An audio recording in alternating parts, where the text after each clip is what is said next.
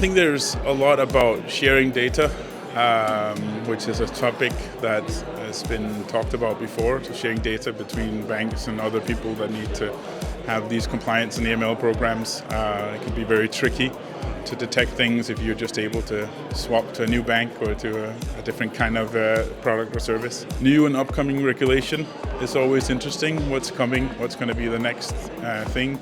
There's always a bit of cat and mouse game going on between the criminals trying to do something and then regulators trying to patch that loophole, right? So it's always interesting to hear what's coming up next.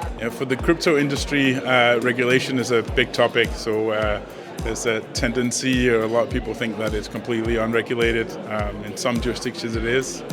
So I'm looking forward to the new EU MiCA regulation that's coming hopefully soon. To kind of level the playing field, because that is a challenge for crypto. IT and optimization, machine learning is very important. Of course, it's also what the users, the customers expect, that it would easy to use and accessible. That's how it is these days, also with apps and everything. Do you think the regulation of today kind of supports that mechanism of automation and technology enablement in this space?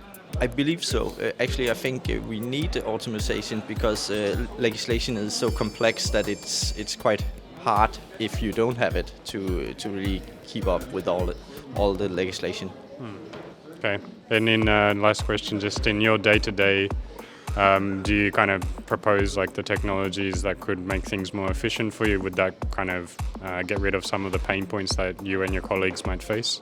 The pain points we face right now regarding IT, I would say it feels like we are in a bit of limbo between IT and not having enough employees because the workload is only ever increasing. So I believe that's the way forward.